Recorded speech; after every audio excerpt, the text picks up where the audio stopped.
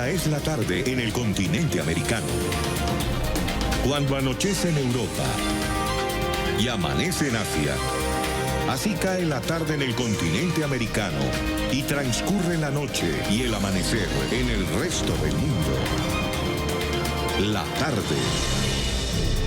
4 de la tarde, 3 minutos en Bogotá, Quito y Lima. Es un gusto acompañarles a partir de este momento. En nombre de Daniel Chirinos, de todo el equipo, les invitamos a que estén con nosotros en las próximas 2 horas. Vamos a actualizarnos con lo que es noticia alrededor del mundo, con nuestro foco en Ecuador, donde las protestas en contra de Lenín Moreno están causando estragos en Quito y en Guayaquil.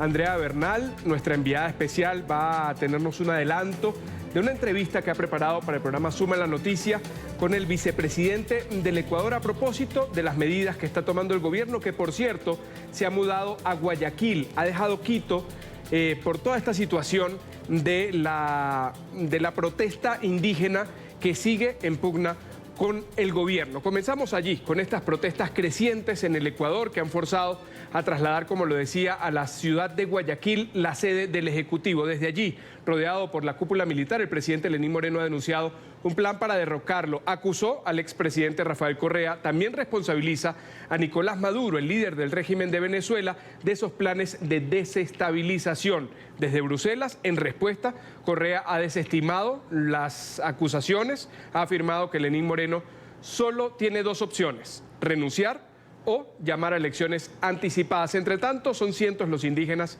que han llegado a Quito, la capital, anunciando una movilización hasta el Palacio de Carondelet, la sede oficial del gobierno ecuatoriano.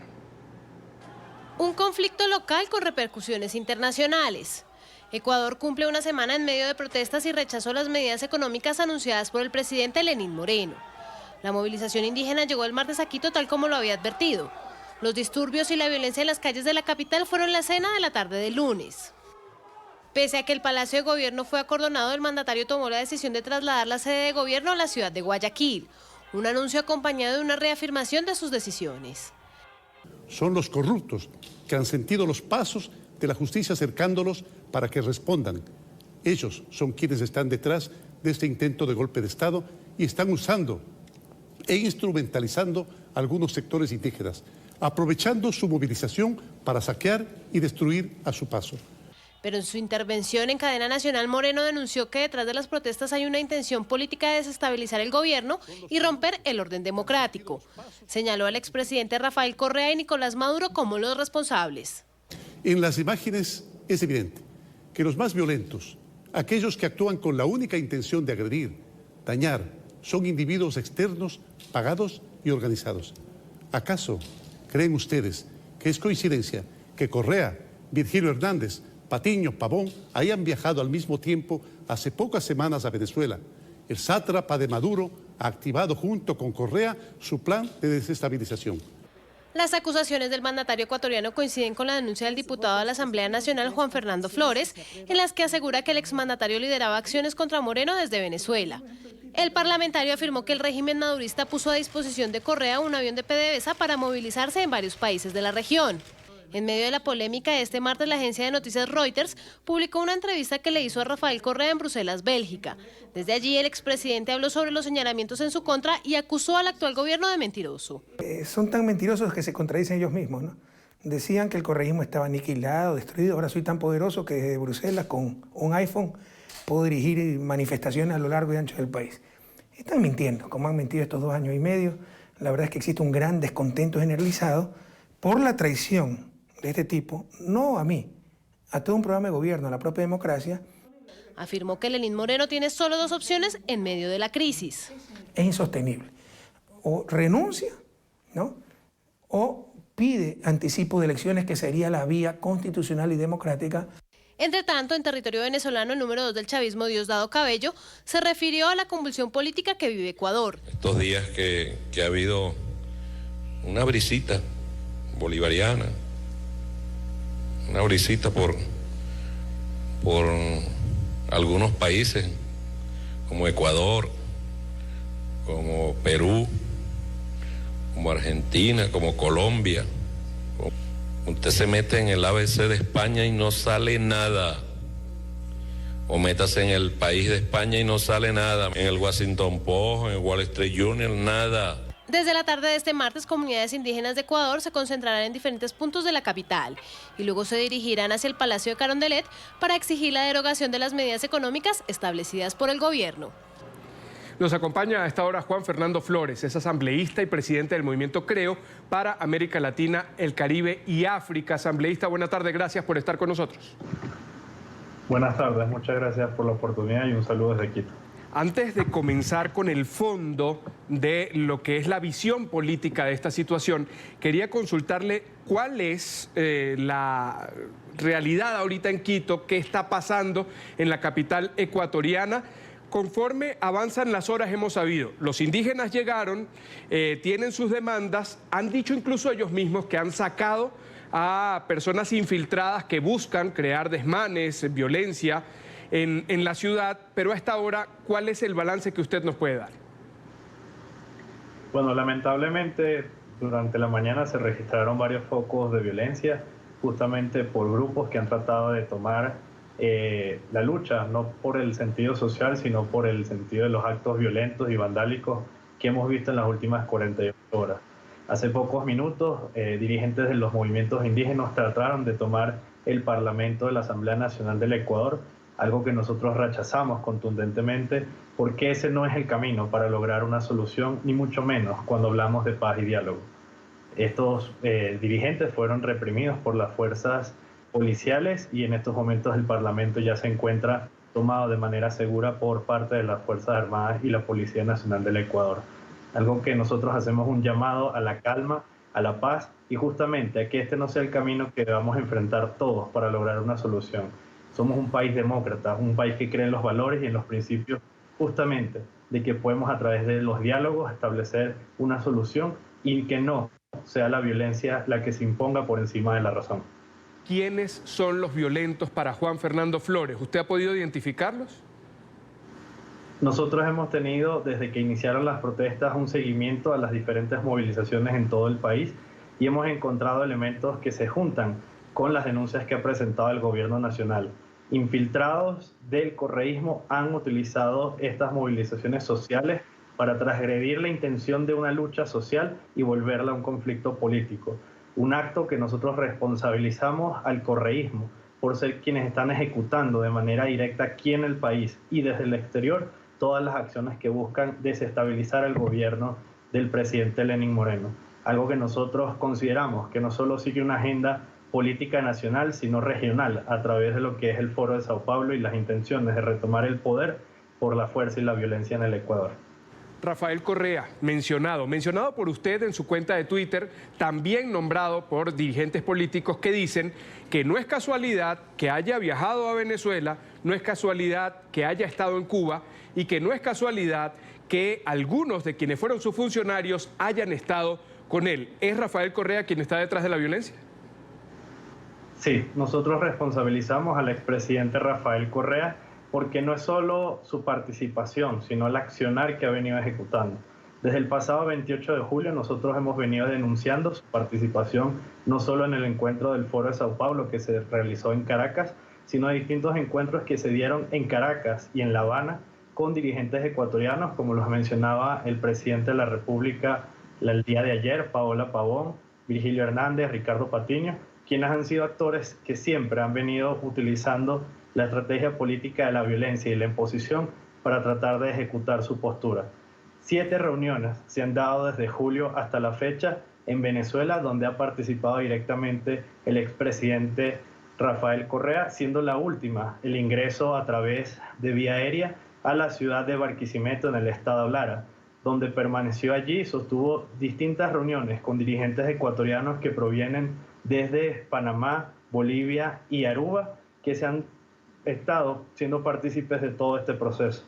Algo que nosotros hemos venido denunciando porque esto ha dado pie a que Venezuela sea un nido que esconde a prófugos y ahora a desestabilizadores de la democracia en el Ecuador. ¿Y qué hacer desde la Asamblea Nacional? ¿Qué hacer desde los partidos políticos ecuatorianos para no solo denunciar, sino buscar frenar esa influencia que sigue teniendo, según usted dice, Rafael Correa, para llevar a esta desestabilización? Y además, ¿qué se puede hacer para que el régimen de Venezuela no siga albergando, como lo ha denunciado también Colombia, de grupos que buscan afectar la tranquilidad y la paz en territorio colombiano, ahora en el Ecuador? Bueno, con estos hechos, una vez más, así como lo ha mencionado Colombia, Venezuela se convierte, y no el país, sino quienes desgobiernan a través del régimen de Nicolás Maduro, en un peligro no solo para su propio país, sino para la región. La salida y un cambio democrático en Venezuela no solo es necesario, es urgente para garantizar la paz en la región, no solo a quienes albergan, como lo ha denunciado Colombia, sino a quienes también están albergando, como lo hemos denunciado desde el Ecuador. Las distintas reuniones que se han dado en Venezuela justamente han buscado que el accionar de estas protestas tengan un sentido violento y no un sentido social o de reclamo del pueblo ecuatoriano. Ahí es donde nosotros desestimamos completamente lo que se busca hacer, porque la toma del poder por la fuerza y la violencia no es el camino para lograr ninguna solución a los problemas que ellos quieren denunciar. Respecto a qué podemos hacer, hemos solicitado al presidente encargado de Venezuela, Juan Guaidó, y a los diputados de la Asamblea Nacional que inicien de inmediato una investigación, no solo por la presencia de ellos en Venezuela, sino el uso de aviones por parte de PDVSA, al igual que las resguardo por parte de efectivos policiales del SEBIN a las autoridades ecuatorianas que se encuentran allá. Al igual que hemos solicitado a los países hermanos que nos colaboren con la identificación de los ciudadanos ecuatorianos que han atravesado Bogotá, Panamá y Aruba, para conocer de cerca quiénes son los responsables de los que estuvieron en esos viajes y que ahora están accionando la violencia en el Ecuador. Nosotros no vamos a permitir que la democracia se pierda y mucho menos que la desestabilización venga de quienes pretenden tomar el poder después de haberle robado tanto al pueblo ecuatoriano y justamente utilicen ese dinero para potenciar hoy la violencia en el Ecuador. Asambleísta, Rafael Correa ha dicho en una entrevista en Bélgica que Lenín Moreno tiene dos opciones: renunciar o llamar a elecciones anticipadas. ¿Usted cree que esos son los únicos caminos que le quedan al gobierno de turno ahorita en el Ecuador? No, el camino que le queda a un país que cree en la democracia y que cree en la paz es justamente fortalecer su democracia y garantizar la paz. Nosotros no somos representantes del gobierno actual, somos de movimientos políticos distintos, pero entendemos que en estos momentos la democracia prela por encima de todo. Nosotros no podemos permitir que sean unos pocos los que pretendan imponerse por encima de 16 millones de ecuatorianos cuando están buscando a través de la violencia lo que no pudieron con la razón y mucho menos con los votos. Elecciones anticipadas no es la solución porque no es lo que se debe buscar en estos momentos. Lo que sí debe buscar Rafael Correa, que ha mencionado que está dispuesto a venir al Ecuador, es que venga a presentarse ante la justicia, que justamente en pocas horas iniciará un proceso con el cual se determinará su culpabilidad en el caso Sobornos 2012-2016, con el cual se demostrará cómo utilizó al Estado ecuatoriano para perjudicar al pueblo y con ello vertirse simplemente ellos del poder, algo que nosotros no vamos a permitir nunca en democracia. Usted mismo lo ha dicho, no pertenecen al mismo partido. De hecho, creo, fue quien compitió con Rafael Correa por la presidencia. Pero además de Creo, hablemos de los partidos políticos que hacen parte de la oferta a los ciudadanos en el Ecuador. ¿Están todos alrededor de Lenín Moreno en este momento frente a lo que usted mismo ha calificado de una amenaza de quien fue el mandatario y quien fue también el padrino o padre político de Moreno? En estos momentos todos nos encontramos alrededor de la democracia, no de una persona. La institucionalidad y la estabilidad del Ecuador es lo que debe prevalecer ante todo.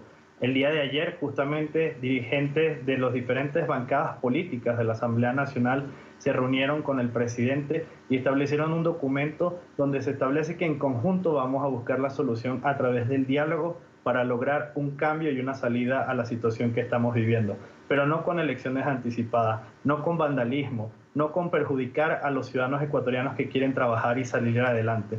La violencia y lo que están buscando generar solo es para darles a ellos paso a lo que quieren exigir.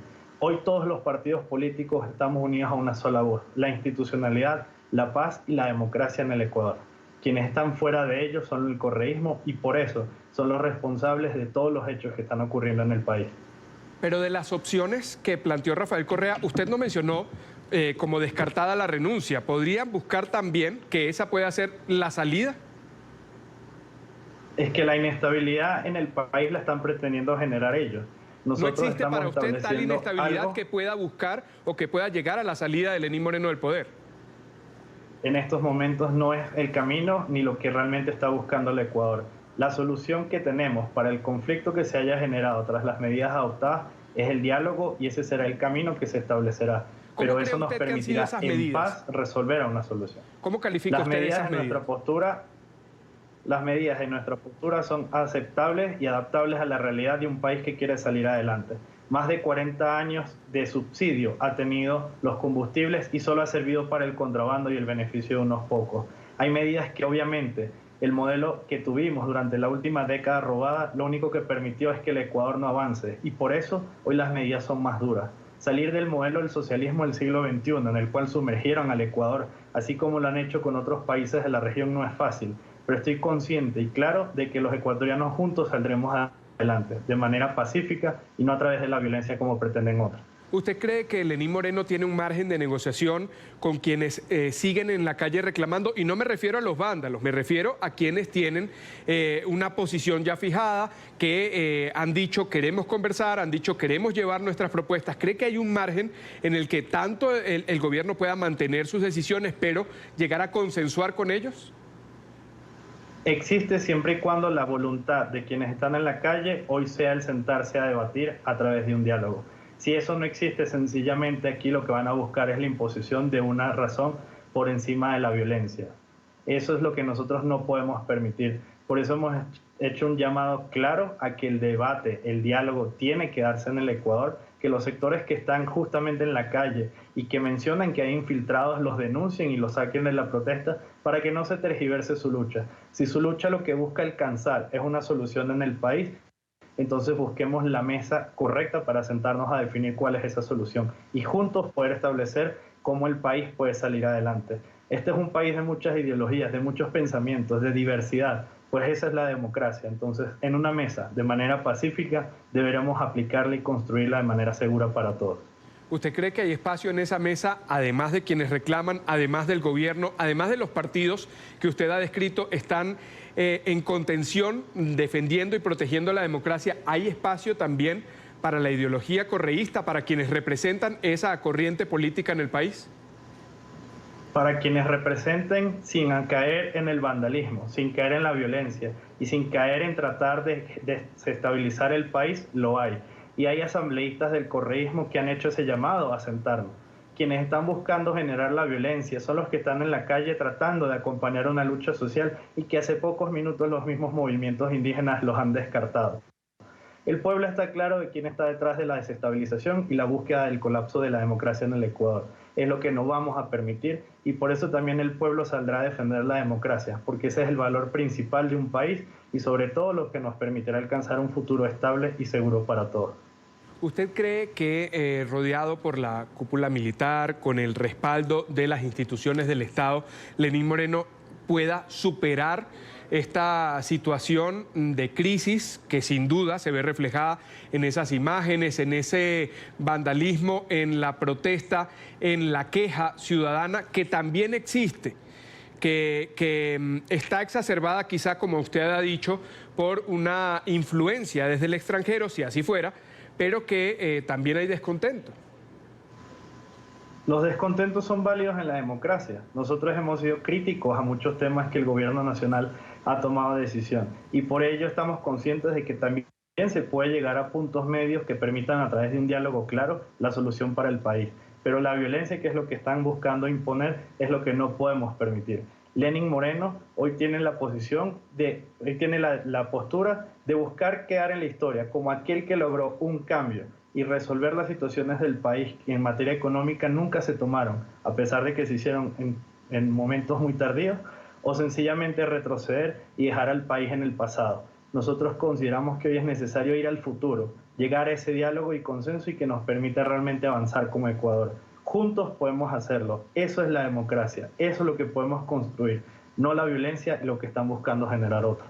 El papel de la comunidad internacional. Usted ha dicho, han hecho una petición al gobierno interino de Venezuela a propósito de la denuncia de que todo esto se habría fraguado en Caracas, en Barquisimeto, en el centro y en el centro occidente del territorio venezolano.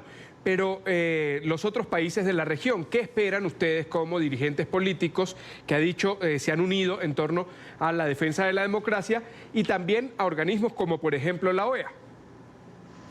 Hemos estado en comunicación constante con gobiernos aliados a los que buscan justamente una solución en el conflicto de Venezuela. Para poder entender, en la crisis que hoy está viviendo el Ecuador, producto de la anuencia de Nicolás Maduro, solo pasa por la solución de que logremos también un cambio en Venezuela. La solución no es resolver el problema del Ecuador y olvidar a los demás países.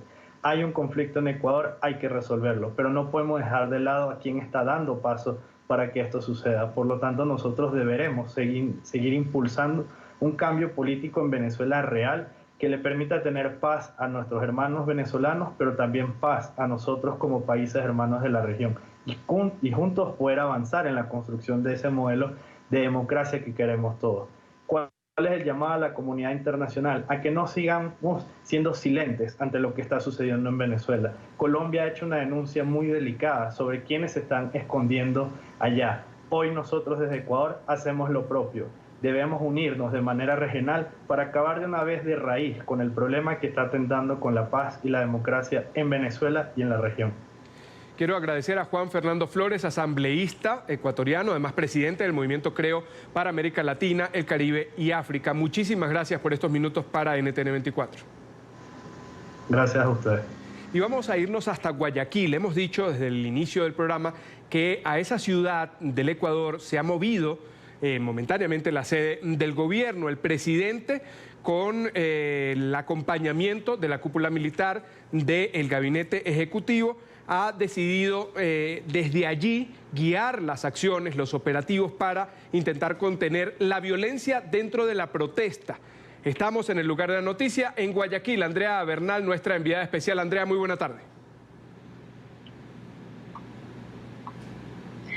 Carlos, ¿qué tal? Muy buena tarde. 4:26 de la tarde aquí en Guayaquil, en Ecuador, el puerto principal, la perla del Pacífico, le llaman a Guayaquil en el Ecuador, donde usted lo dice muy bien, desde anoche se ha trasladado al gobierno central. Estamos en el edificio del gobierno zonal, donde los estamentos del Estado hacen sus labores en Guayaquil, en el puerto principal. ¿Quiénes estuvieron reunidos el día de hoy? El presidente Lenín Moreno, el vicepresidente del Ecuador, los poderes del Estado como las Cortes, la Asamblea, el presidente de la Asamblea, el presidente de la Corte Nacional de Justicia, el presidente del Consejo Nacional Electoral, procurador,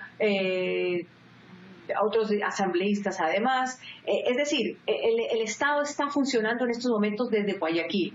¿Por qué? Preguntará la gente, porque por razones de seguridad decidieron, y nos lo confirmó la misma presidencia, mover al presidente Lenín Moreno. La situación en Quito en estos momentos, incluso yo sé que yo les he hecho llegar algunos videos y las agencias internacionales también han emitido algunos videos de las protestas que se viven en Quito en estos momentos. Dicen que alrededor de 7.000 personas podrían estar alrededor de la Contraloría, de la Procuraduría, de la Asamblea Nacional, estos en el centro de la ciudad. En Guayaquil se vive otra calma sin duda alguna, porque han logrado tapar algunos puentes de ingreso a la ciudad para decir que no van a dejar a nadie entrar que vaya a vandalizar la ciudad. Pero ayer en noche también estuvo compleja. Dos realidades en todo caso. Usted decía que Lenín Moreno está, el presidente, gobernando desde Guayaquil. Nos han confirmado por ahora en una entrevista que tuvimos con el vicepresidente del Ecuador que el jueves Lenín Moreno volvería a Quito, y el mismo vicepresidente en este momento está viajando a Quito. Nos ha dicho, para que también sepan, que pues no es que se ha abandonado el poder en ningún momento, sino que por preservar la seguridad y por una estrategia se movieron a Guayaquil,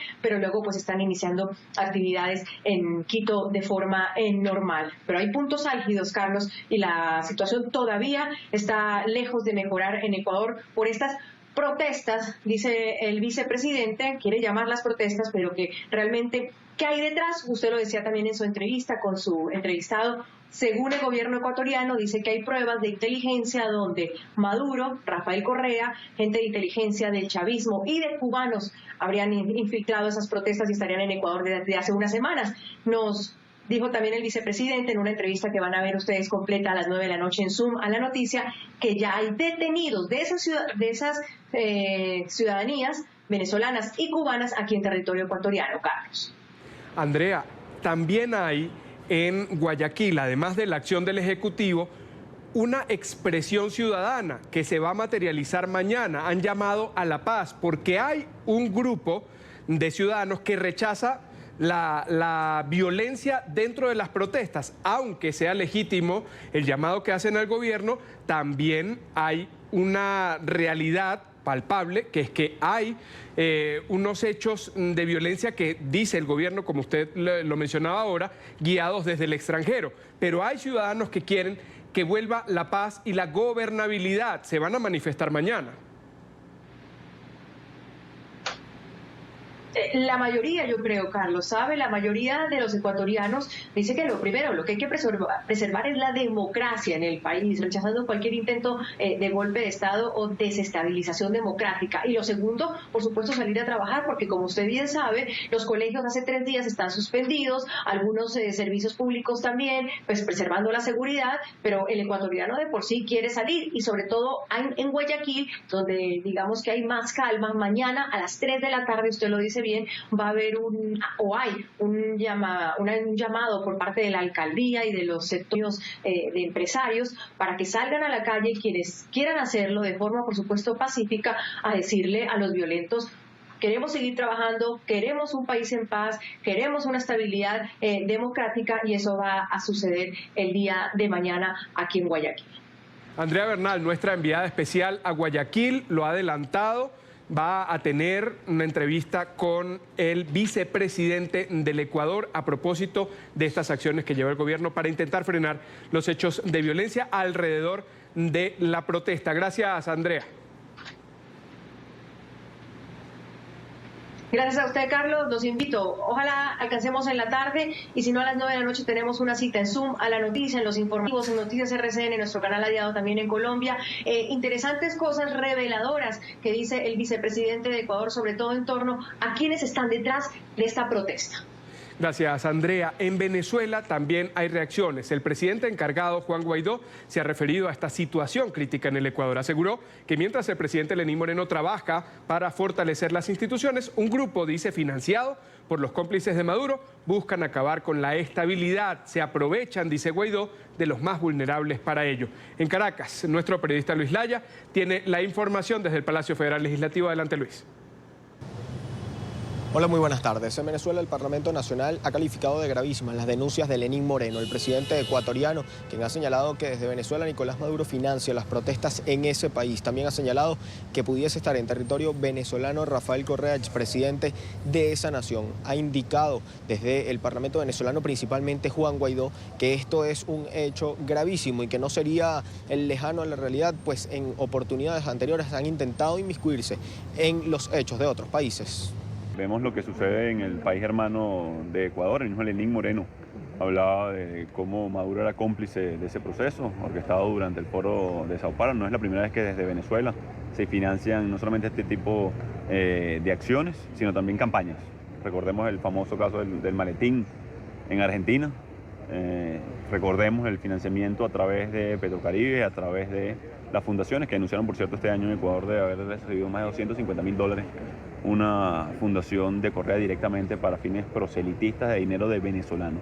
En el marco de la emergencia humanitaria compleja que vive Venezuela, del mayor flujo migratorio que ha visto América, de los 7 millones de venezolanos que están hoy en riesgo de muerte, es una tragedia entonces que Maduro utilice dinero de venezolanos para simplemente tratar de desestabilizar la región, cuando él está siendo en este momento el responsable absoluto de la crisis que viven los venezolanos. En este marco, el respeto a las instituciones ecuatorianas que han respaldado abiertamente al presidente Lenín. Por su parte, la bancada del PSV, que hizo presencia nuevamente en la sesión, ha señalado que esto no es un hecho propiciado por Nicolás Maduro ni tampoco por Rafael Correa, que es parte de las decisiones internas de Ecuador. Han señalado que Lenín Moreno es el culpable de la situación que hoy se vive internamente en ese país al arrodillarse ante el Fondo Monetario Internacional. ahora dicen que también el presidente Maduro tiene que ver con esto, que Fidel Castro, que en paz descanse, también tiene que ver con esto. Están diciendo ahora que Correa, el expresidente Rafael Correa, tiene que ver con esto. La verdad se las voy a decir en este momento. El responsable de este desastre en el Ecuador es su presidente, Lenín Moreno, y es responsable por ponerse de rodillas al Fondo Monetario Internacional y al Banco Mundial. Por su parte, la fracción 16 de julio no descarta que Rafael Correa pueda estar en Venezuela. Las denuncias señalan que habría entrado a Venezuela a bordo de una aeronave perteneciente a PDVSA y que pudiese estar al occidente de Venezuela, en Barquisimeto, Estado Lara. Desde la fracción 16 de julio señalan que no sería la primera vez que el régimen de Nicolás Maduro da cobijo a alguna persona solicitada por la justicia internacional. Recordaron que ya lo han hecho con distintos líderes de la FARC. Bueno, que cualquier forajido esté en Venezuela tampoco es ninguna novedad, porque además la vocería oficial del régimen le dio la bienvenida a Santrich, que es un prófugo de la justicia colombiana. Le dio la bienvenida a Iván Márquez, que después de haber firmado un acuerdo de paz en La Habana, se burlaron de ese acuerdo. También desde el Parlamento venezolano, principalmente, el presidente encargado Juan Guaidó ha solicitado a los países el respeto a los derechos humanos de los migrantes venezolanos. Lo ha señalado también en torno a la situación de Ecuador en medio de estas gravísimas protestas. Desde Caracas, Venezuela, para la tarde de NTN 24, Luis Alejandro Laya. Gracias, Luis. 4 de la tarde, 34 minutos en Bogotá, Quito y Lima. Otra de las noticias del día tiene lugar en Colombia, donde por primera vez un expresidente asiste a una indagatoria en la Corte Suprema de Justicia. Se trata de Álvaro Uribe Vélez, además actual senador, quien gobernó el país entre 2002 y 2010 y sigue en la sede del máximo tribunal. Al exmandatario lo investigan por presunta manipulación de testigos. NTN 24 ha estado desde muy temprano que comenzó esta diligencia en el lugar de la noticia. Sigue allí con Florencio Sánchez. Florencio, adelante.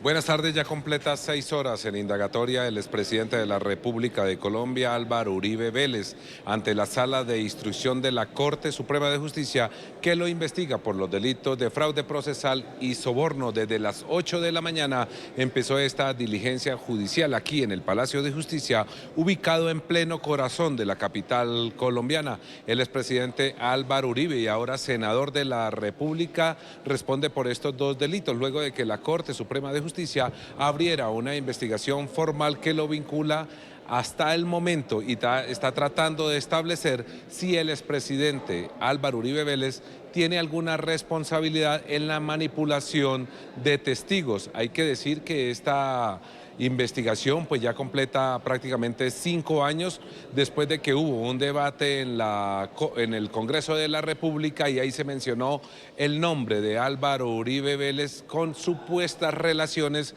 con paramilitares.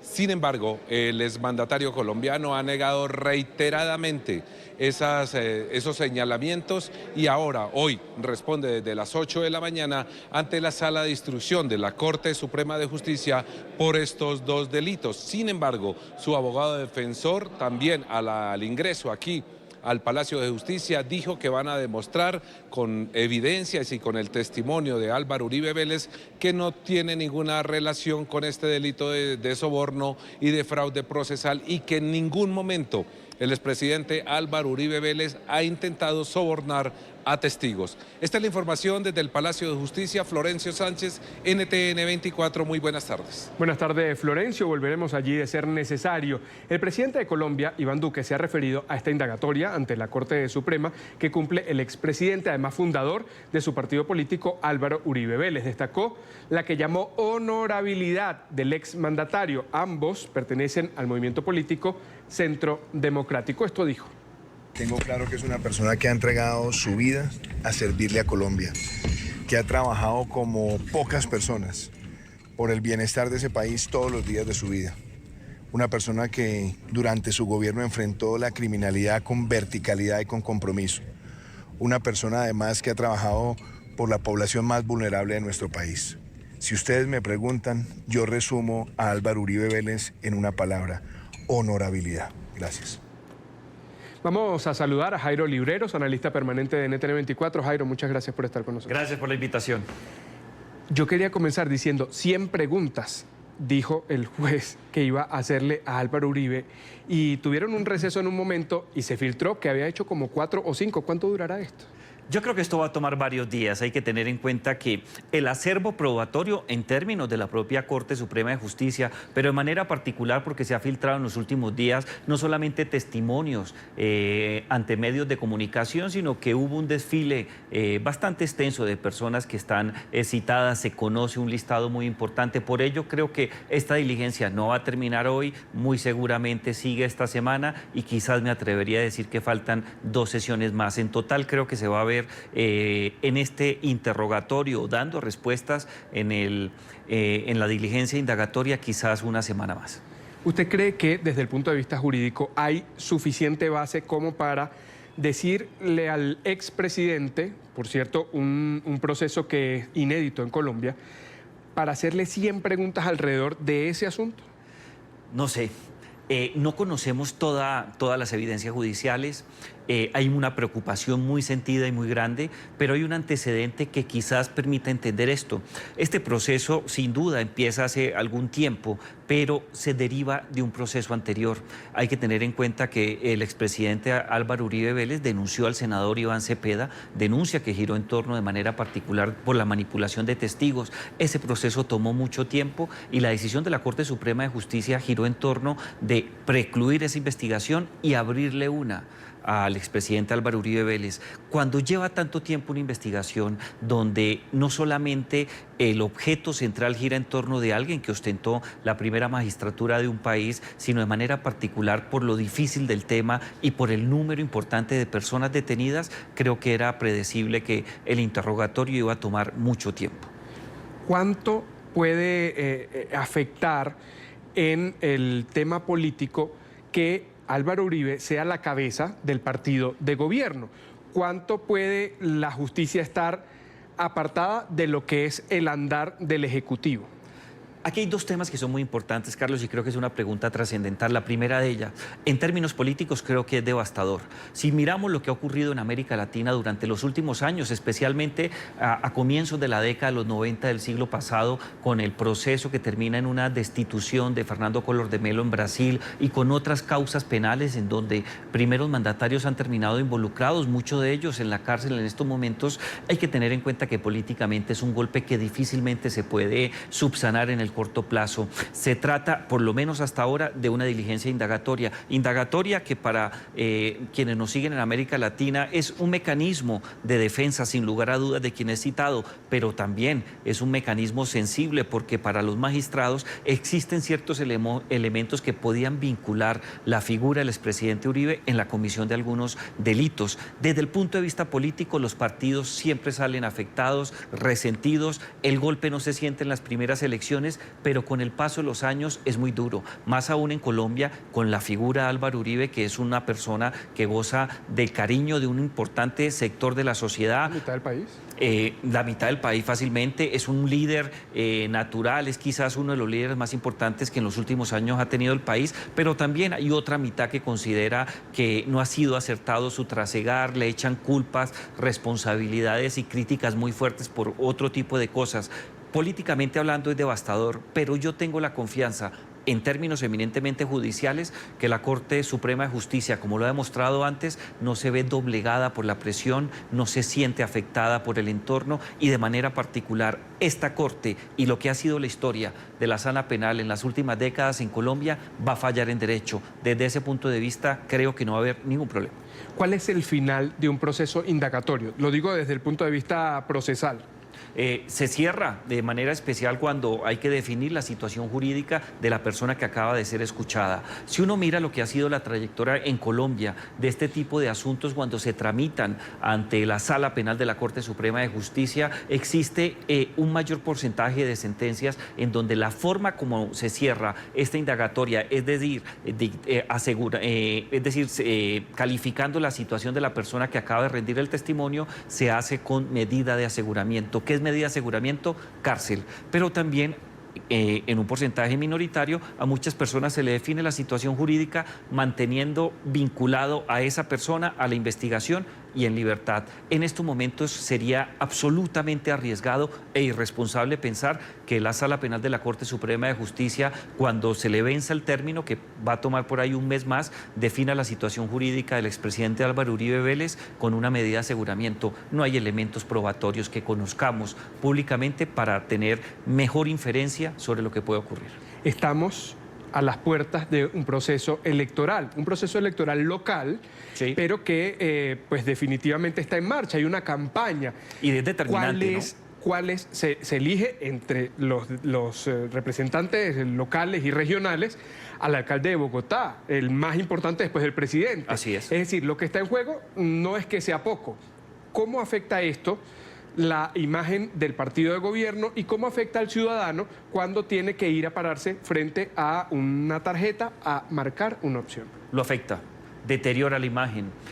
Muy seguramente, si se diera, hipotéticamente hablando, un escenario de una detención del senador Álvaro Uribe Vélez antes del 27 de octubre, que es la fecha pactada constitucional y legalmente en Colombia para las elecciones territoriales, el efecto, dicen algunos analistas, mayoritariamente sería benéfico para el Centro Democrático, porque utilizarían una estrategia de victimización, de sentirse perseguidos. Eso ha funcionado en toda América Latina. Si llega a ocurrir eso, yo creo que lo van a manipular muy bien, manipular en términos evidentemente electorales y políticos, pero eso no va a ocurrir antes del 27 de octubre, por lo menos la definición de su situación jurídica, pero el efecto sí se va a sentir, va a ser duro para muchos electores en Colombia que tienen dudas sobre la responsabilidad o no del expresidente Álvaro Uribe Vélez. Cuando vean el logo del Centro Democrático pueden tener dudas y creo que los va a afectar sensiblemente en las elecciones de 10, 15 días. Es decir, sería mucho mejor para el Centro Democrático que hubiese una decisión y que fuera contraria antes de la elección. Claro que sí, la gran mayoría de analistas coinciden en eso en Colombia y la experiencia internacional así lo demuestra. ¿Puede un partido de gobierno declararse perseguido políticamente? Es imposible. Muy seguramente esa estrategia la van a usar con asuntos eminentemente electorales, de vista a las elecciones del 27 de octubre, pero no es posible que alguien que esté en el gobierno se declare como perseguido político. Es más, el Centro Democrático en pasados momentos ha tratado de crear la figura de una persecución jurídica. Esa persecución jurídica en Colombia no es cierta, no hay elementos probatorios para decirlo así, pero siempre que usted califica que se está en una situación de persecución cuando está en el poder, pues está haciendo una estrategia eminentemente electoral para manejar el duro golpe que se recibe. El presidente ha dicho que, o ha mencionado, la honorabilidad del expresidente. No son pocos los que señalan a Álvaro Uribe de nexos con el paramilitarismo. ¿Cómo se puede quitar el presidente esa sombra de que la cabeza del partido de gobierno es la que está realmente ejerciendo el Ejecutivo? Hay que tener en cuenta algo. Hasta hoy, el expresidente Álvaro Uribe Vélez, senador de la República, presidente natural del Centro Democrático, es un hombre honorable. Yo no tengo dudas sobre ese particular, pero si se quiere quitar este San Benito, tiene que ser declarado inocente por parte de la Corte Suprema de Justicia, y eso va a tomar tiempo. Va a estar en la discusión pública de una manera muy difícil. Muchas gentes o algunas personas consideran que tiene vinculaciones muy serias con actividades relacionadas con el paramilitarismo, pero a la fecha no tiene una sola sentencia penal que confirme esa situación. Mientras que eso no ocurra, no creo que se deba hablar de otra manera del expresidente Álvaro Uribe Vélez. Y en segundo lugar, hay que tener en cuenta que va a ser muy difícil para el Centro Democrático en los años por venir, de manera particular con vista a las elecciones del 2022, que están a 2 años y medio de realizarse. Va a ser muy difícil este momento, ¿no? Porque sus contradictores políticos le van a sacar en cara la situación de su presidente, de su mentor, del gran líder que tiene el Centro Democrático. Eso va a generar muchos problemas, y si se llega a dar eventualmente, repito, una sentencia condenatoria, creo que va a quedar herido de muerte el Centro Democrático. Es muy difícil que se recupere. El Centro Democrático recién nació. Pero el expresidente Uribe ha podido ir adelante después de su reelección, de su elección y reelección, de su ruptura con Juan Manuel Santos. Logró sacar un partido que, lo decíamos hace minutos, tiene el respaldo de casi la mitad del país. Hay que tener en cuenta algo que creo que es muy importante. El expresidente Álvaro Uribe fue durante toda su trayectoria política, de manera particular, uno de los líderes más destacados del Partido Liberal. En un momento de coyuntura donde las cosas no se daban y se lanza la presidencia en el año 2001 para las elecciones del 2002, opta por un movimiento de firmas y un apoyo completamente diferente y logra ser presidente de la República. Siendo presidente de la República, encarga a Juan Manuel Santos la conformación del partido de la U, es decir, su segundo partido, pero su tercera aventura electoral. Se acaba el partido de la U, eligen al presidente Juan Manuel Santos, él renuncia a ese partido y monta el Centro Democrático. ¿Renuncia o le quitan el partido? O le quitan el partido, creo que es mejor definición. Álvaro Uribe Vélez ha demostrado que es un hombre que se sabe reinventar, es un político tenaz, fuerte, es un gran líder. Que la gente lo quiera o no, esa es otra discusión. Y yo creo que hay Álvaro Uribe para mucho tiempo. Lo que no creo es que el Centro Democrático aguante este ritmo. Sobre todo en la elección que está por venir. Jairo, muchísimas gracias por estos minutos para explicarnos no solo lo que desde el punto de vista jurídico se está llevando adelante en la Corte Suprema de Justicia, donde sigue esta indagatoria, sino también para entender lo que pasa alrededor en el ecosistema político que definitivamente va a terminar por beneficiar o afectar, según sea la decisión, al presidente Uribe y al partido. Así es, para mí es un gusto estar contigo. Muchísimas gracias, Jairo. Vamos a hacer la primera pausa aquí en la tarde. Recuerde seguirnos en nuestras cuentas de Twitter, están apareciendo en pantalla, @NTN24, @NTN24BE, y mi cuenta Carlos A. Figueroa. Voy a leer sus mensajes con muchísimo gusto. Gracias por seguir con nosotros. El gobierno de los Estados Unidos ha presentado una evidencia determinante en el juicio por narcotráfico contra Juan Antonio Hernández, hermano del actual presidente de Honduras. Hoy fueron difundidos en el tribunal a cargo de la causa varios segmentos de la primera entrevista que el acusado tuvo con un agente de la DEA, esto luego de su captura en Miami en noviembre del 2018. Siguiendo este proceso judicial ha estado Alejandro Rincón en Nueva York. Alejandro, buena tarde, adelante.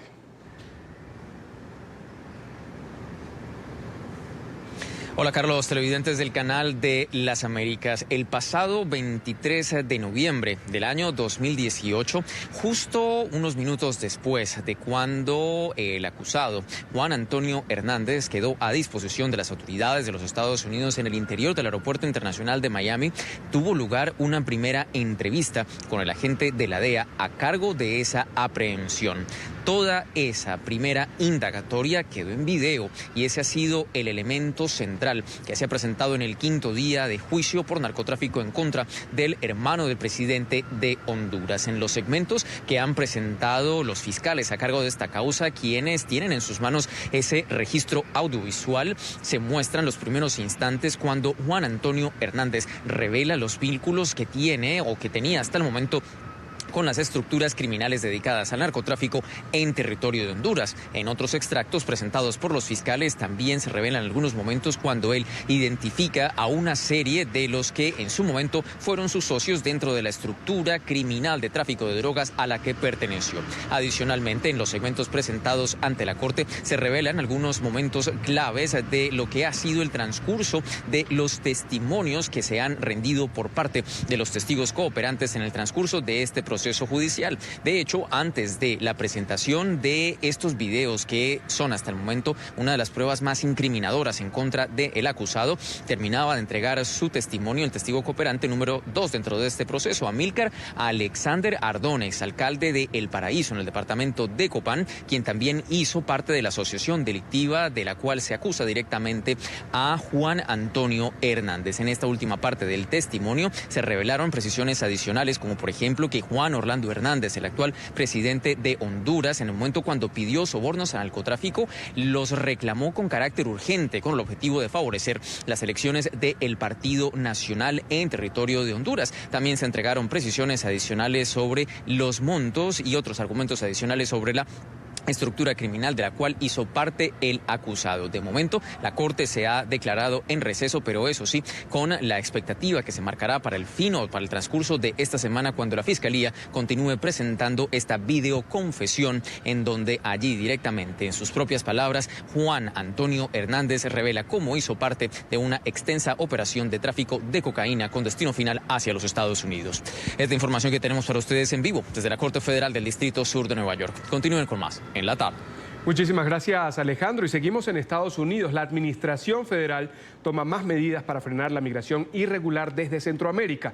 A partir del 2020 pondrá en marcha un plan de desarrollo paralelo al que adelanta el gobierno mexicano en Honduras, Guatemala y El Salvador.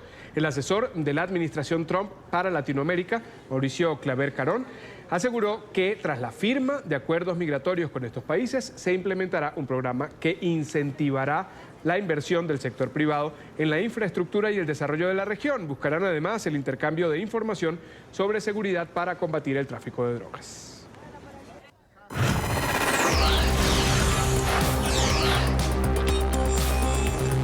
Avanza la conferencia de tecnología e innovación financiera CLAP, que reúne a líderes y empresarios de esta industria en Hollywood, Florida. En el evento son presentados adelantos tecnológicos y además nuevas herramientas digitales que apoyan a la banca. NTN 24 es medio de comunicación aliado, allí ha estado y sigue Paola Serna y nos tiene información. Paola, adelante. ¿Qué tal? Buenas tardes. Pues bien, continuamos aquí en este evento CLAP. Hemos hecho recorridos durante el día de hoy por no solo las empresas que prestan los diversos servicios a las entidades bancarias, sino también entendiendo un poco más cómo llegan estos recursos al ciudadano de a pie. Y justamente para hablar de esto nos encontramos en este momento con el CEO de FIBA, David Schwartz. David, gracias por estar con nosotros el día de hoy. Y bueno, es un evento de mucha tecnología, de mucha innovación, pero para aterrizarlo en el ciudadano de a pie. ¿Cómo beneficia el evento CLAP y las tecnologías que se presentan al ciudadano de a pie? Bueno, es un gusto de estar con ustedes hoy acá en CLAP y gracias por acompañarnos. Bueno, el tema es, con toda esa innovación, trae más eficiencia, mejores productos, menos costos para el beneficio de los clientes de los bancos. Esa es la transformación que ha traído los fintechs. Los fintechs que operan un poco fuera del sistema bancario pueden operar con más eficiencia, con tecnología nueva que trae menos costos y mejores productos y mejor servicio que brindan al cliente. Entonces la banca está incorporando eso dentro de sus productos. David, justamente ese reto que hay, porque hay muchas personas que de alguna manera no saben manejar estas aplicaciones que les brindan más agilidad. ¿Cuál es el reto que tienen ustedes, la banca, sobre todo en países de América Latina, donde la gente pudiera estar no tan familiarizada con estos conceptos de manejar todo a través de un celular, un computador y no directamente ir a la entidad bancaria? ¿Cómo es este reto que tienen? Bueno, es un gran reto, pero es todo a través de la educación financiera, ¿no es cierto? Forma parte. Es un tema de entender cómo funciona un banco, cómo funcionan los productos, pero cómo accedo a esos a través de mi dispositivo, mi computadora, mi PC. Entonces nosotros en FIBA hemos creado hace unos 5 años un comité de innovación y tecnología para analizar eso y estudiar eso. Hemos creado algunos eventos, talleres, cursos para explicar eso al público. Incluso CLAP es uno de esos eventos. Y porque incluye no solamente, como dijo, las empresas o los bancos, pero también el público, porque el público es bien curioso. Pero sabe que hoy en día uno que tiene dispositivo tiene varios apps ahí y sabe cómo manipularlos. Y no es tan difícil. Realmente no es tan difícil de hacer un pago, es que hay que abrir una app y en 2-3 segundos ya sale la transferencia.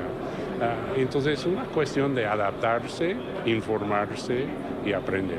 Bueno, David, vamos a estar muy atentos a tu conferencia y nosotros vamos a continuar aquí en esta cobertura especial. Somos medio aliados de la conferencia CLAP de innovación bancaria y tecnología que se lleva a cabo en Hollywood, Florida, y con esto damos paso a los estudios centrales para que continúen con más información. Buenas tardes.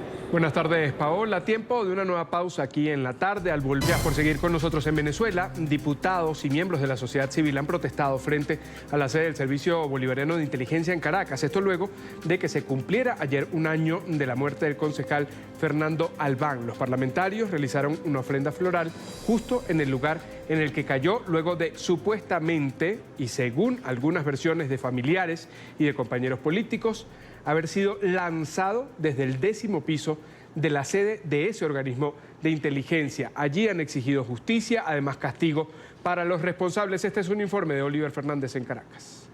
de sorpresa. Así llegaron los diputados al edificio del SEBIN en Caracas.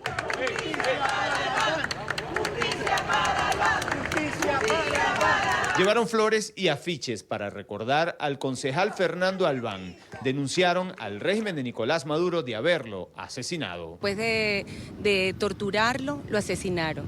Y lo asesinaron para tratar de ejemplificar la calidad criminal que tiene el gobierno. El costo de hacer oposición en Venezuela puede ser muy alto y es justo lo que le ocurrió a Fernando Albán. Son palabras del también presidente del Parlamento, diputado Juan Guaidó. Tragedia, vale, una tragedia. Un hombre bueno, un hombre noble, un hombre que quiere, que quiso cambiar Venezuela. Estamos rindiendo su memoria, la de su familia, la de sus amigos, la de sus copartidarios.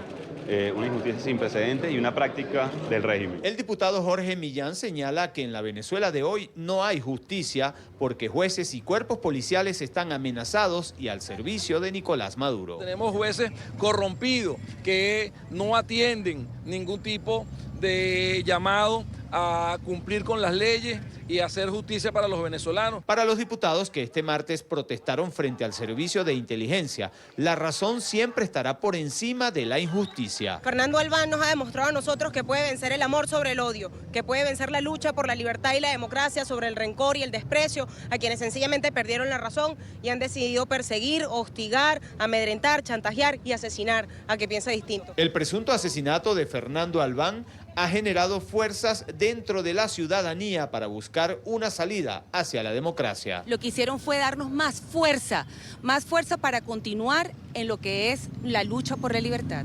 Durante estas semanas, diputados a la Asamblea Nacional realizarán diferentes actividades en todo el país, no solo para recordar al concejal Fernando Albán, sino para exigir justicia sobre su presunto asesinato. Es la información que manejamos desde Caracas. Continúen con más de la tarde de NTN 24.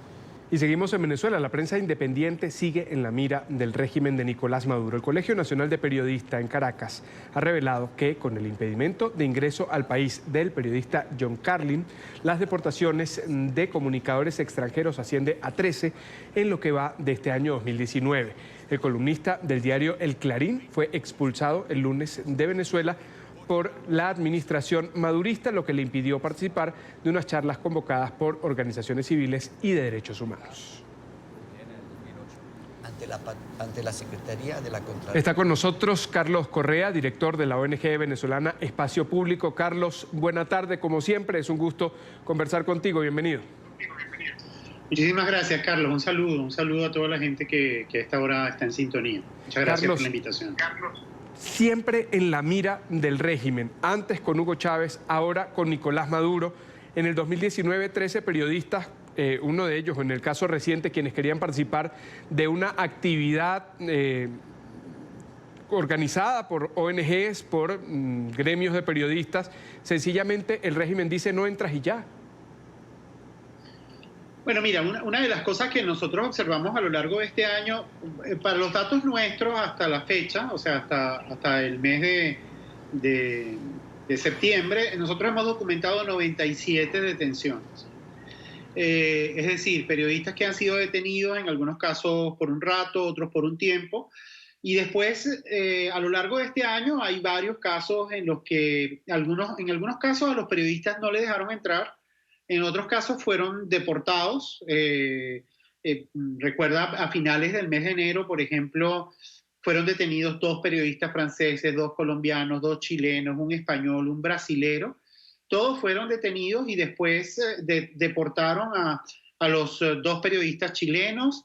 También detuvieron a otros periodistas locales. Es decir, a lo largo de este año hemos tenido muchísimos casos de detención.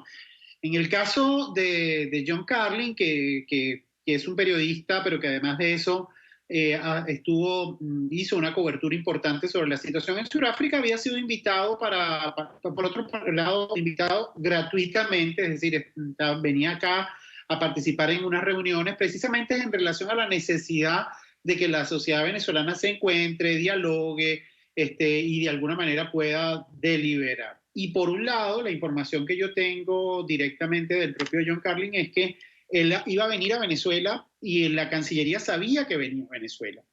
Entonces, habla un poco de la lógica de la arbitrariedad, de las razones. Uno no sabe por qué efectivamente no dejaron entrar a este periodista, pero es parte de una política sistemática que a lo largo de este año se ha expresado de manera muy dura, muy fuerte, con este número de detenciones que te señalo, que son casi un centenar, de detenciones de periodistas que están o haciendo cobertura o que están en una determinada zona y son detenidos, ¿no?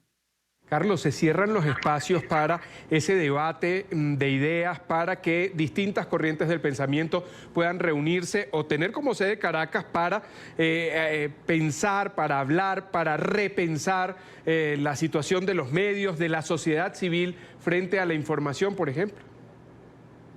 Bueno, mira, una de las cosas que ha pasado a lo largo de este año es que efectivamente ya, por ejemplo, hay 8 o 10 estados donde no hay medios independientes.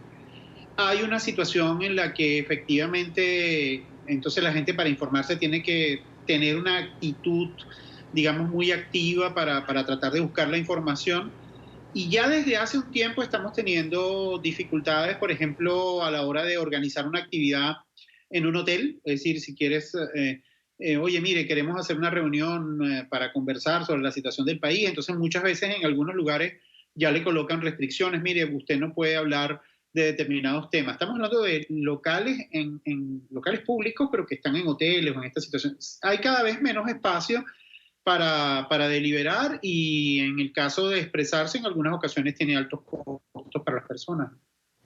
¿Cuál es la situación actual de los medios? ¿Hacia dónde se han ido algunos de línea independiente que sobreviven en Venezuela para poder llegar a sus audiencias y para poder llegar en general, que es lo que se quiere desde un medio de comunicación, a todo un público, en este caso el público venezolano?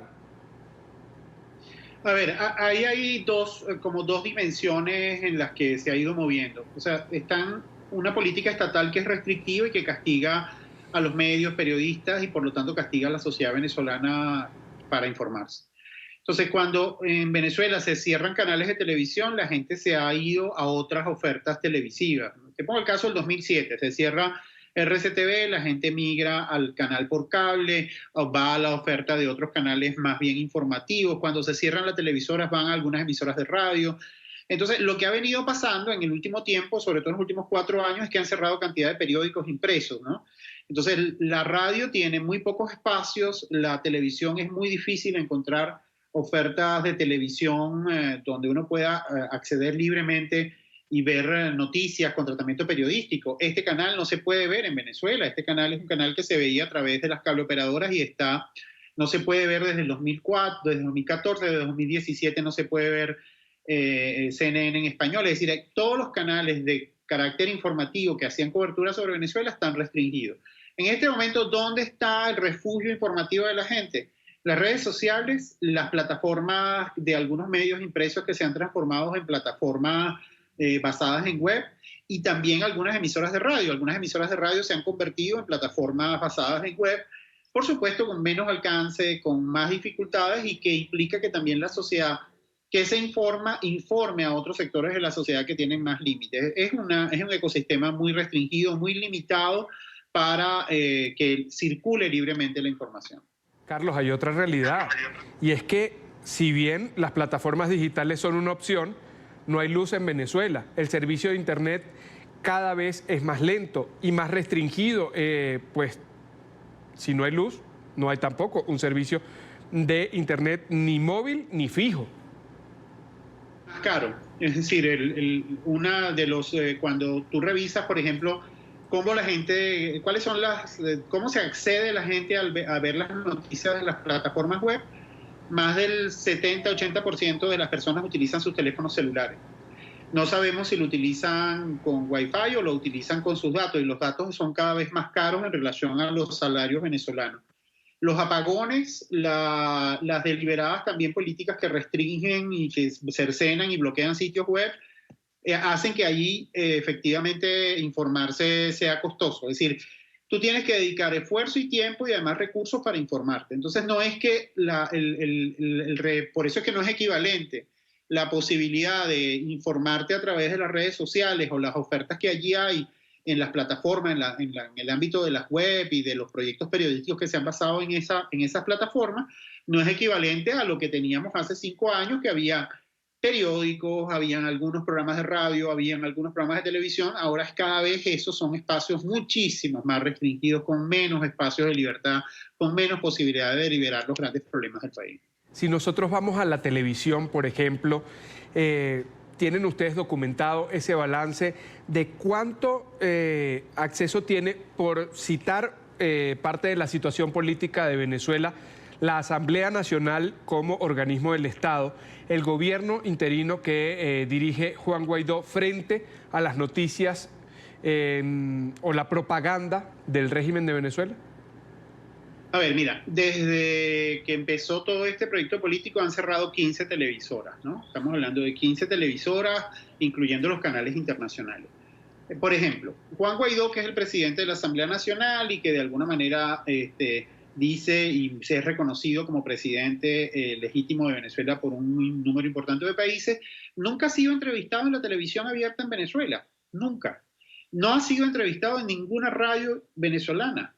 Es decir, su lógica de comunicación es a través de redes sociales, a través de algunas personas que tienen, que son venezolanos y que tienen en sus redes sociales numerosos seguidores y que les han hecho entrevistas, pero no ha habido a través de la radio venezolana, no ha entrevistado en directo a Juan Guaidó en ninguna oportunidad. Ni tampoco la televisión abierta venezolana lo ha hecho. Es decir, es un desconocido para los medios audiovisuales venezolanos Juan Guaidó. Es decir, no ha aparecido nunca, nunca lo han entrevistado, nunca, y si lo hacen, entonces tienen una serie de consecuencias los medios que lo hacen. Es decir, esto es un mecanismo, un dispositivo de censura claro, abierto, que hace que la sociedad venezolana no tenga información, no conozca cuáles son los planteamientos que tiene Juan Guaidó, no tiene la posibilidad de deliberar sobre ellos, incluso no tiene la posibilidad de decir, formarse su opinión y decir, oye, estoy de acuerdo en esto o estoy en desacuerdo en esto. Es decir, porque no lo ven, no está, es invisible para los medios venezolanos. ¿De quién es la responsabilidad, Carlos? Y esto te lo pregunto para que lo entiendan nuestros televidentes en América Latina. Una persona que dirige un poder del Estado, una persona que dirige un proyecto político que es seguido por gran cantidad de ciudadanos a ver de las actividades de calle que nosotros, al menos en este canal, registramos. ¿Y cómo puede entender alguien que el presidente del Parlamento, que es la casa de las ideas y que representa la diversidad política, cultural, ideológica de un país, no haya tenido un solo segundo en una entrevista? ¿Es responsabilidad de los periodistas, de los dueños de medios, o responde simplemente a una decisión de quienes administran el poder en Venezuela? Es una política de Estado, es una política de Estado en la que hay concurrencia de todos los poderes. Estamos hablando del Ejecutivo, el Ejecutivo, la Fiscalía, porque muchas veces tú tienes actuaciones que son concurrentes, es decir, tú ves cómo la Fiscalía impulsa una iniciativa para penalizar lo que dice un periodista, o hay una dinámica en la que actúa un órgano policial. Es una política de Estado que castiga el que de alguna manera todo aquel que tiene o expresa una opinión crítica en relación al gobierno venezolano, de alguna manera es castigado, es censurado, es limitado. Especialmente los liderazgos políticos que de alguna manera están planteando opciones distintas en relación a lo que tiene que hacerse con la gestión del país. En el caso de Juan Guaidó y otros liderazgos políticos también han sido, tienen muy pocos espacios en los medios tradicionales venezolanos. El 5 de enero del año 2019 fue electo Juan Guaidó como presidente de la Asamblea Nacional. Desde ese momento lo documenta la ONG venezolana Espacio Público, nos lo comenta Carlos Correa, no ha tenido una sola entrevista en un medio de comunicación nacional en Venezuela en señal abierta. Y las restricciones para cuando se difunde una entrevista en plataformas digitales llegan a los periodistas y a los medios de comunicación. Con eso nos quedamos, Carlos. Muchísimas gracias por haber estado con nosotros. Muchísimas gracias. Un saludo. Hasta pronto.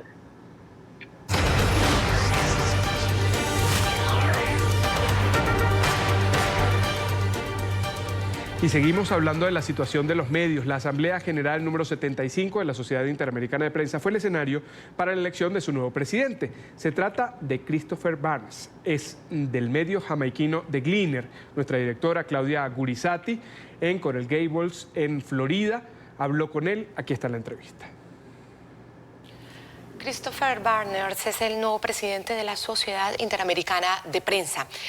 A partir de este momento y durante todo el 2019-2020, él estará liderando al grupo de los periodistas del hemisferio que pues estamos permanentemente evaluando, acompañándonos en un propósito que es fundamental, que es la libertad de expresión, la libertad de prensa, el derecho de las sociedades a estar bien informadas. Christopher, gracias. Thank you for being with us. Gracias, thank you for having me. Quiero comenzar preguntándote, en los desafíos de la libertad de prensa, ¿en qué te quieres enfocar? Tenemos muchas modalidades.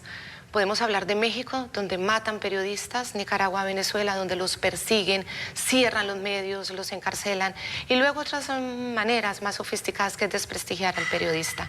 ¿Cómo nos vamos a enfocar y a qué le vas a dar prioridad? Las prioridades, en verdad, son las de la Sociedad Interamericana de Prensa, y es hacer lobby, abogar por la libertad de prensa. Una de las más fuertes armas en ese lobby es el colectivo de miembros que tenemos en todo el mundo, así como los socios. Entonces, la primera arma es entender los diferentes tipos de represión de los que están siendo víctimas los periodistas en todas las jurisdicciones. En México son asesinados con impunidad. En el Caribe es a través de un cambio legislativo que tratan de censurar a los medios. Son las barreras administrativas en Nicaragua, donde, ¿sabes?, no se está permitiendo a los periódicos circular y cierran medios. Entonces, la Sociedad Interamericana de Prensa utiliza las experiencias de sus miembros para armar su estrategia para defender la libre prensa. Entonces, mi esfuerzo simplemente es en verdad continuar el trabajo, el buen trabajo que me ha precedido con muchos presidentes, incluyendo María Elvira Domínguez de Colombia. Bajo su presidencia, ella lanzó el índice de Chapultepec, que le da a la CIP un amplio reconocimiento, y le dice al mundo que la CIP está analizando los diferentes países e identificando los diferentes retos y haciendo un escalafón con los diferentes niveles de riesgo, y son los retos en los que nos enfocamos en estos países. También, bajo la línea de María Elvira, está la campaña Exprésate, que no solamente está dirigida a periodistas, también es para gente en general.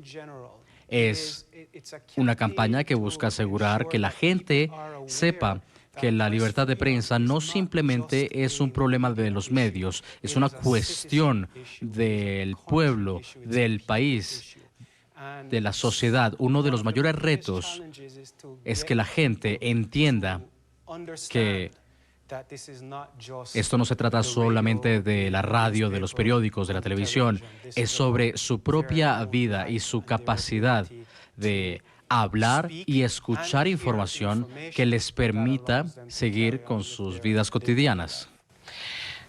Quisiera preguntarte específicamente por los casos de Venezuela y de Nicaragua. Hay unos dictadores, unos tiranos que quieren quedarse en el poder. Para hacerlo han atacado a la prensa, han generado un blackout informativo. Es muy difícil que la gente tenga un medio tradicional para informarse. Hemos tenido que transformarnos en medios digitales y la tecnología ha sido buena para esto. Y es una sociedad, o son sociedades, en las que buscan que haya cambios, que dejen el poder después de décadas de sistemas de estar en el poder. ¿Se puede creer en un cambio de estos gobiernos sin prensa libre? ¿Se puede cambiar una dictadura sin prensa libre? ¿O será la prensa también el trabajo conjunto con la sociedad lo que termine derrocando estos regímenes? No creo yo que haya una forma de cambiar el régimen sin libertad de prensa. Nosotros debemos tener la información y debemos diseminarla. Lo que hay en países como Nicaragua, pese a las acciones del gobierno cerrando periódicos, estaciones de radio, de televisión, hay periodistas que están en el terreno Y es su pasión, aman su país, aman su gente y consiguen información para la CIP, por ejemplo. Y la CIP puede convertir esa información en un lobby muy poderoso, no solamente del gobierno, sino también otras instituciones que pueden llevar presión al gobierno. Nada de eso es posible sin libre prensa. Puede no haber libre prensa en Nicaragua, pero la podrá haber en otros lados.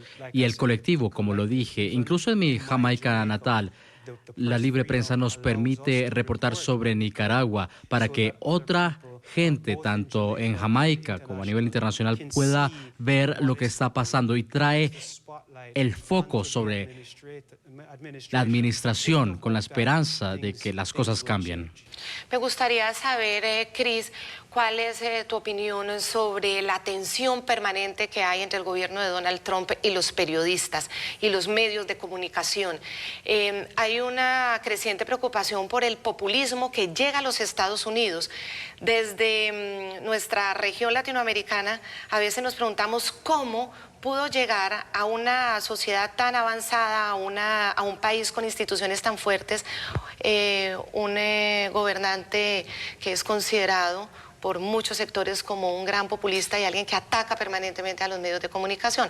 Ahora, los medios de comunicación también le contrarrestan criticándolo permanentemente. ¿Cómo ves esa tensión entre Trump y la prensa? Yo creo que lo que está viviendo Estados Unidos no tiene precedentes. No creo que hayamos visto algo así antes. Tradicionalmente, la democracia de Estados Unidos se ve como el ejemplo. Hay cambios importantes en curso. Creo que los cambios tecnológicos han interferido, si se quiere, en el proceso democrático en los Estados Unidos, y yo creo que las redes sociales juegan una parte importante. Lo que ha hecho las redes sociales es diseminar la información, sea falsa o verdadera. Hay buenas o malas intenciones de gente que utiliza la tecnología en redes sociales para canalizar pensamientos, quizá pensamientos malos en las mentes de las personas para conseguir apoyo. Yo creo que, sin embargo, lo que es importante en el contexto de los Estados Unidos y en cualquier otro país donde el gobierno está tratando de suprimir a los medios al criticarlos, al hablar de noticias falsas, nosotros debemos perseverar. Debemos creer en nuestro trabajo, debemos creer que estamos buscando la verdad. Esta lucha que ves en los Estados Unidos entre la administración Trump y los medios seguramente no tendrá mucha permanencia. Los medios siempre van a persistir. Bueno, ahora quiero hablar de unos temas en la agenda que creo son universales, como el de la corrupción. Es universal en América Latina, es universal en el Caribe y es universal en países desarrollados. Lo vemos incluso que está siempre en la agenda en países también de Europa. Ese es un tema fundamental. Hay un ejemplo claro y es como en Argentina, periodistas de La Nación, bajo el liderazgo de la investigación de Diego Cabot, revelan una trama de corrupción en unos cuadernos de Cristina Fernández, y en ese momento ella posiblemente pueda acceder al poder nuevamente a través de un candidato en el que se apoyan mutuamente. Por ejemplo, y después de que la gente conoció pues esa tremenda trama de corrupción en las encuestas, ella va ganando. ¿Hasta qué punto el papel de la prensa logra generar conciencia? Porque tras conocerse todo este escándalo, ahí están liderando las encuestas. Es un poco pesimista el panorama. That's an interesting one. The little that I know of that case. Eso es interesante. Con lo poco que sé del caso, lo que me preocupa es que un periodista haya tenido que revelar su fuente. Y eso es un punto cardinal en el mundo del periodismo, en contra de la declaración de Chapultepec, de los principios. Creo que podemos hablar de lo que está pasando en Argentina y podemos tener ese detalle sobre lo que está ocurriendo en este caso. Y es parte del proceso de asegurar que no se repita. Cuando la gente tiene un entendimiento exacto sobre lo que está pasando, están mejor informados para tomar sus decisiones. Ahora, en cualquier país, gobierno, proceso electoral, hay brechas que pueden ser explotadas por la gente. De nuevo, mientras haya la voluntad del pueblo, podrán cerrar esas brechas e impedir que esas cosas vuelvan a pasar. Pero lo más importante es llamar la atención sobre estos asuntos. Sería mucho peor para Argentina si la población no supiera sobre esos casos en particular. Hay un tema con el que ya quiero finalizar y es, usted viene del Caribe, de la cultura periodística del Caribe, en la que los temas a veces se diferencian un poco de estas otras tensiones a raíz de estos gobiernos dictatoriales. Y hay un tema muy concreto que es el racismo.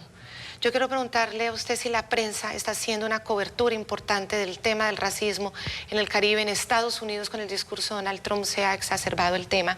Y pues la prensa ahí uno ve que hace esfuerzos también para pues, denunciar esas prácticas, por lo menos en el discurso de Donald Trump, de ser muy críticos frente a ese discurso en contra o criminalizando o estigmatizando a quienes vienen de otros pueblos, al latino, y el tema de los afrodescendientes. ¿La prensa está haciendo bien su papel en ese tema?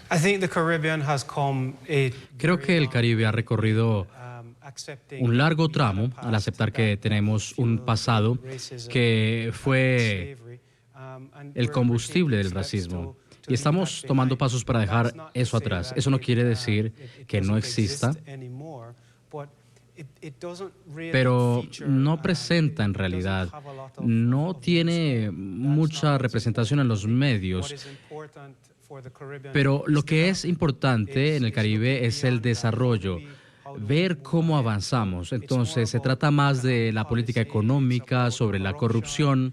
Cualquier cosa que se publique ahora sobre el racismo en el Caribe viene mayoritariamente de lo que sucede al norte de nosotros, en América del Norte. Entonces, no es que no exista, sino se trata usualmente de lo que pasa en la cabecera de los medios.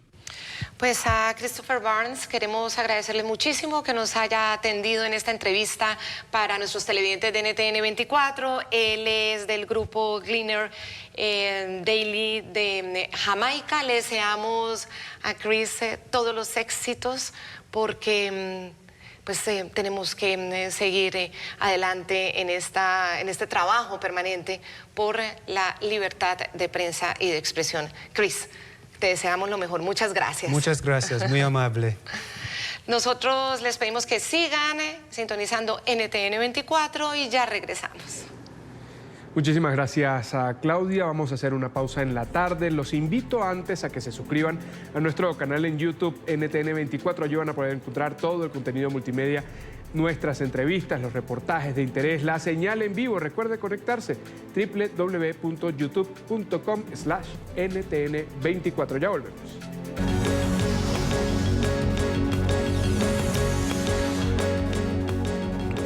Volvemos al tema con el que iniciamos el programa La Tarde, los disturbios y el caos que continúan reinando en las calles de Quito, la capital de Ecuador.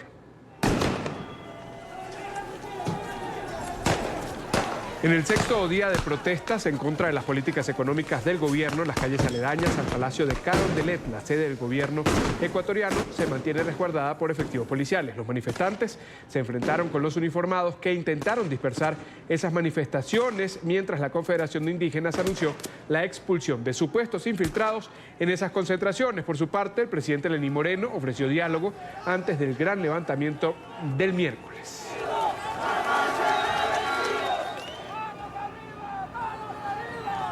El vicepresidente de Ecuador, Otto Sonnenholzner, conversó con Andrea Bernal, es directora del programa Suma en la Noticia de NTN24, enviada especial de nuestro canal a Guayaquil, que desde anoche, es la sede del Ejecutivo. Este funcionario afirmó que son factores externos los que están financiando las protestas, que no tienen nada que ver, dice, con manifestaciones sociales, que se trata de un claro intento de desestabilización al gobierno de Lenín Moreno.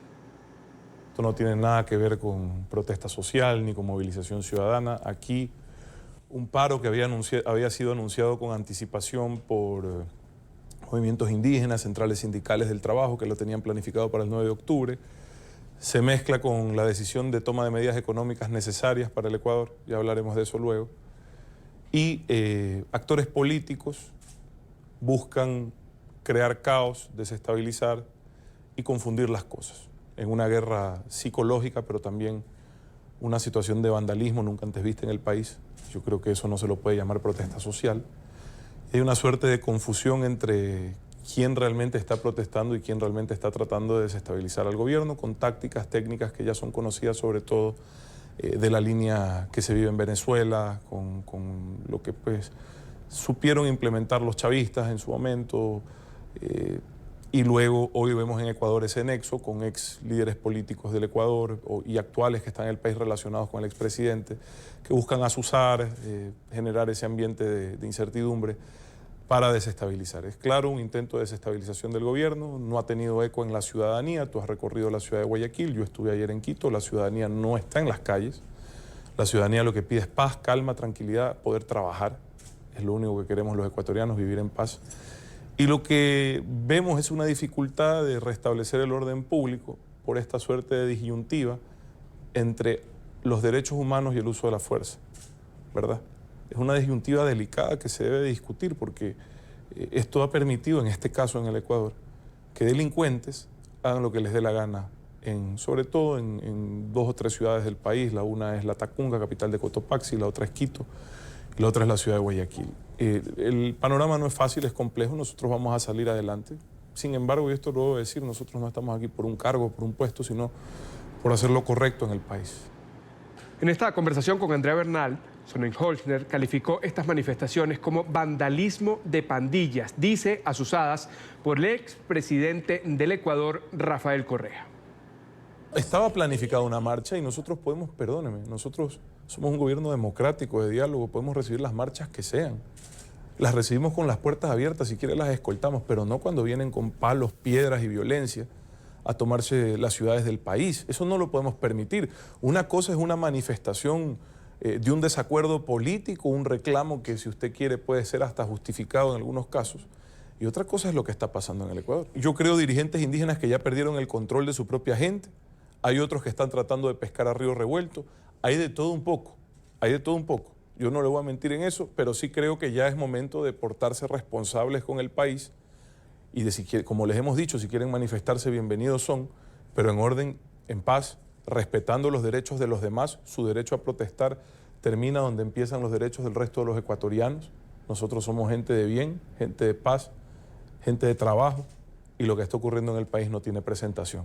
Vea, yo sí le puedo decir que en la provincia del Cotopaxi tenemos que reconocer que no hemos cumplido con el control del orden público. En Quito hay 3 o 4 puntos de focos que los estamos controlando. En Guayaquil, como usted ve, lo que ha habido no tiene nada que ver con los indígenas. Usted es guayaquileña, aquí en nuestra ciudad la población indígena es muy poca y la mayoría son gente muy emprendedora que está dedicada a sus buenos negocios, a su trabajo.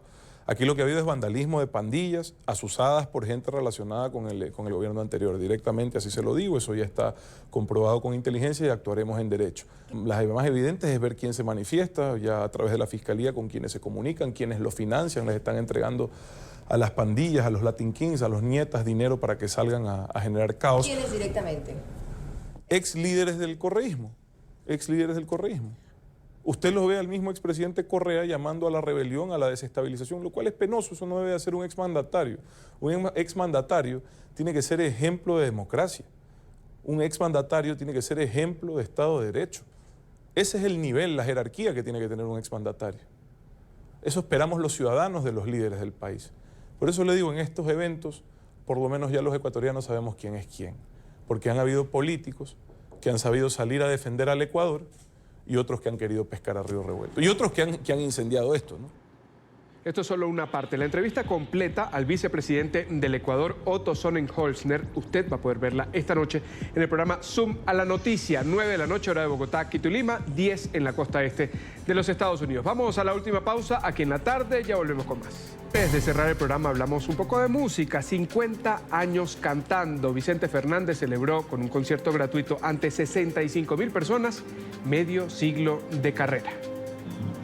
Hablamos de lo mal que nos pagaron. Así, el intérprete de Mujeres Divinas volvió a subirse a una tarima 3 años después de su despedida oficial. El ícono de la ranchera fue homenajeado en la ciudad de Guadalajara por sus seguidores y también por autoridades de su Jalisco natal. Allí también se develó una estatua instalada en su honor. Nosotros estamos, todo el pueblo estamos conmovidos y nos sentimos orgullosos de él. Yo me siento en lo personal, soy fan de él y me siento bien conmovida. Lo sigo en el rancho una y otra vez desde que abrió las puertas del rancho. Un muy buen detalle de aquí de su ciudad. Muy bien que se lo hayan hecho en vida. Aquí más que nada es un lugar muy emblemático de Guadalajara, así como la Plaza Garibaldi de México. Así llegamos al final de la tarde. Recuerde seguirnos en nuestras cuentas de Twitter, también en Instagram, @NTN24 y todas nuestras plataformas que están disponibles para ustedes. Mañana volvemos con más aquí en la tarde.